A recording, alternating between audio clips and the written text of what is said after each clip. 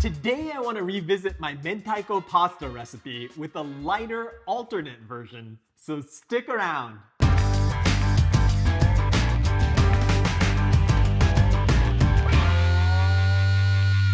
Welcome back, everyone. I'm Mark Matsumoto, and I'm here to show you how to elevate your everyday meals. So tap that subscribe button and hit that notification bell so you don't miss out. My original recipe for this cod roe pasta used the traditional method of making the Mentaiko sauce from cream. And although it's delicious, it can be a tad bit rich, which is why I want to show you an alternate way of making this Japanese classic that doesn't involve cream. My trick is to make a sauce with just olive oil and Mentaiko. Then it gets tossed together with the spaghetti, a pat of butter, and some of that starchy boiling liquid from the pasta, which creates this delicious creamy emulsion that coats each strand of noodle with umami. For about 10 minutes of work, you get this luscious pasta that's brimming with the briny flavor of the Mentaiko and a hint of spicy heat. Given how easy and delicious it is, it's no wonder it's become a household favorite in the short span of around 60 years. Sound good? Let's have a look at our ingredients. Our ingredients are 200 grams of spaghetti, 100 grams of Mentaiko, 2 tablespoons of creamy olive oil, a quarter teaspoon of freshly cracked black pepper, and a tablespoon of unsalted butter. To garnish this, I'm going to be using watercress, but any fragrant greens like parsley, shiso, or arugula will work. I've also got a half sheet of nori. To prep the nori, just use scissors to cut it into 1-inch wide strips. Then you can cut the strips into thin ribbons like this. To prepare the Mentaiko sauce, I've cut the skeins of roe in half, and I'm gonna use my fingers and chopsticks to press out the roe from the sacks. By the way, Mentaiko comes in varying levels of spiciness, from mild to super spicy, so be sure to pick one that fits with the heat tolerance of the people you're planning on feeding. Once I've got all the roe out, I'm gonna add the olive oil and black pepper and give this a stir. I like adding black pepper to this for the fragrance more than the heat, so it's best to freshly grind it yourself. Okay, that's it for the prep. Before we start cooking, I want to take a moment to thank my 64 patrons on Patreon who helped to make this video. If you're learning something new from my recipes and want to pitch in, hit the link in the description down below to join the crew.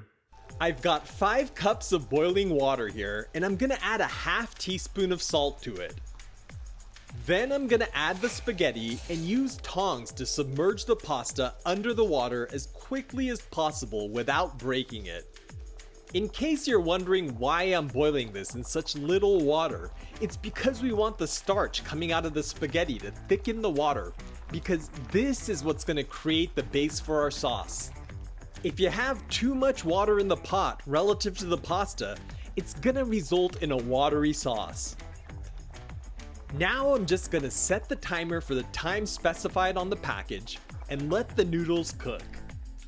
Be sure to stir it periodically to keep the pasta from sticking together. Okay, my timer's up, so let's get this straight into the bowl with our Mentaiko mixture.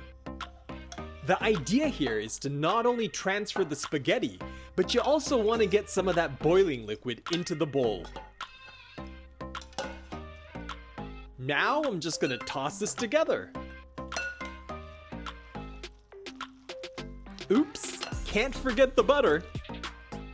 Butter contains a protein called casein, which acts as an emulsifier, allowing the olive oil and dairy fat to mix with the starchy pasta water.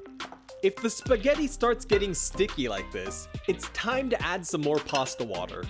You can see how the water is milky in color because of the starch, and this is what keeps the sauce from getting watery. See how the noodles are no longer sticking? And let's take a moment to listen to that sound. This is the sound you want to hear when you're mixing pasta. Okay, let's get this plated up. I'm gonna use the tongs and ladle to twirl up a big nest of spaghetti and deposit it on our plate. If you don't have a ladle that's big enough, you can also use a small bowl. That's perfect, so let's get this garnished. I'm gonna sprinkle on some of that nori we cut up, and then I'm gonna add a few sprigs of watercress for a pop of color, and our Mentaiko pasta is done. This Mentaiko spaghetti is a great example of modern Japanese home cooking, and it's about as easy as it gets. So I hope you'll give this a try. If you enjoyed this video and want to see more like it, you can let me know by giving this a big thumbs up and by sharing it with all your friends that love a Japanese style pasta.